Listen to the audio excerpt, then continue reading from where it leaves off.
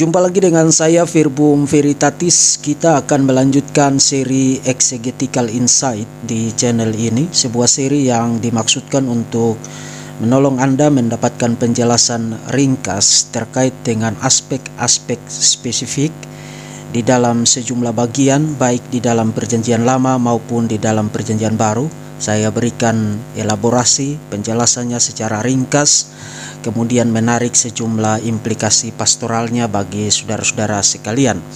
Nah, di dalam seri ini kita akan membahas tentang pentingnya pronomina atau kata ganti benda di dalam bahasa Yunani, dan sebagai ilustrasi untuk aspek itu, saya mengajak kita untuk membaca 1 Petrus pasal 5 ayat yang ke-10 yang berisi sebuah doksologi. Dan Allah sumber segala kasih karunia yang telah memanggil kamu dalam Kristus kepada kemuliaannya yang kekal, akan memperlengkapi, meneguhkan, menguatkan, dan mengokohkan kamu sesudah kamu menderita seketika lamanya.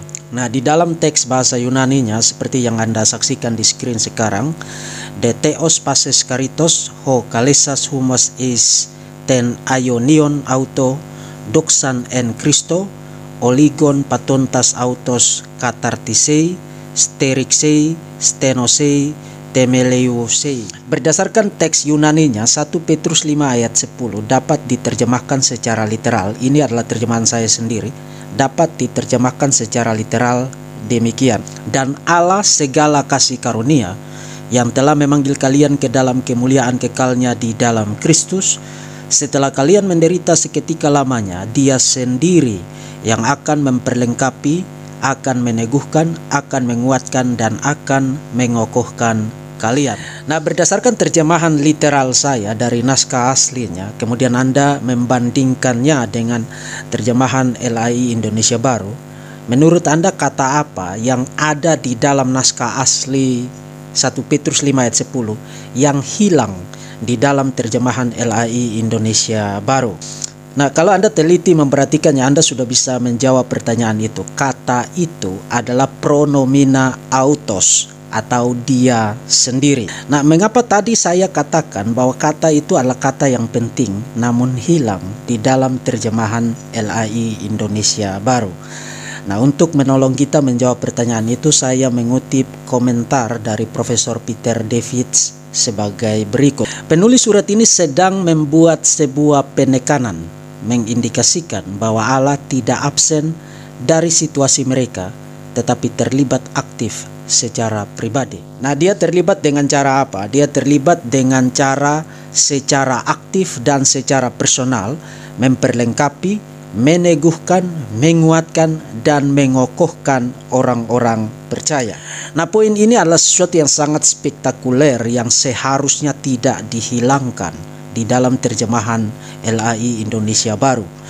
Karena apa? Karena di dalam konteksnya, mulai dari ayat 5b sampai dengan ayat yang ke-9, 1 Petrus pasal 5, poin Petrus adalah setiap saat, setiap hari, setan itu aktif mencari mangsa, termasuk berupaya dengan segala macam cara menimbulkan penderitaan demi penderitaan, kesusahan demi kesusahan, supaya dia boleh merebut orang-orang percaya dari tangan Bapa. Nah, apa yang harus dilakukan oleh orang-orang percaya menurut Petrus untuk menghadapi gempuran dan serangan setan yang secara aktif dan secara terus-menerus tersebut? Pertama, ayat 5b sampai dengan ayat yang ke-7, Petrus menasihati mereka untuk merendahkan diri dan menyerahkan segala situasi yang mereka hadapi kepada pemeliharaan Tuhan. Kemudian ayat yang ke-8, Petrus menasihati mereka untuk jangan sampai lengah.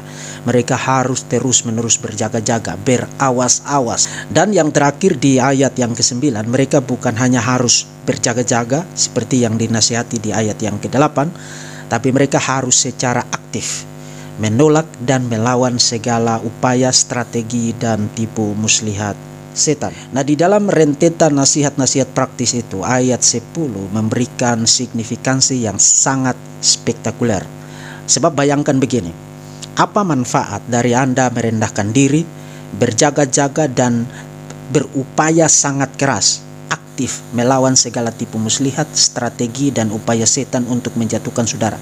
Apa manfaat dari semua itu? Kalau Tuhan bilang begini, oke, selamat berjuang dengan upayamu sendiri. Kalau kamu berhasil, maka kita akan jumpa di surga. Apa manfaat dari semua itu? Kalau Tuhan ngomong begitu. Tidak, anugerah keselamatan yang telah kita terima di dalam Kristus adalah anugerah yang bukan hanya menyelamatkan kita, tetapi secara efektif menjaga dan memastikan bahwa anugerah itu efektif sampai pada akhirnya. Anda akan tiba dengan selamat sampai di tujuan. Anda dipastikan akan ada di hadirat Bapa. Nah, bagaimana Allah memastikan efektivitas dari anugerah keselamatan yang sudah Dia berikan kepada saudara dan saya? Dia memastikan itu bukan hanya dengan menyediakan jalan keselamatan itu bagi kita, kemudian kita berupaya sendiri. Tidak. Dia memastikan itu bahkan dengan cara terlibat secara aktif tiap-tiap hari, tidak absen satu detik pun dari kehidupan kita, menolong kita untuk mampu bertahan dan melawan segala tipu muslihat, strategi dan upaya aktif secara terus-menerus dari setan.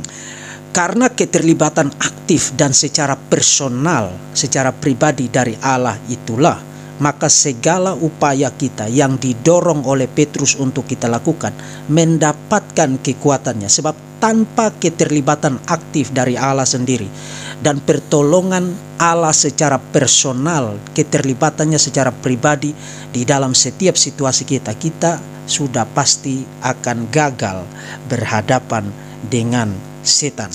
Saudara-saudara yang dikasihi oleh Tuhan Yesus Kristus, Allah Tritunggal bukanlah Allah yang tertarik dengan urusan yang separo-separo.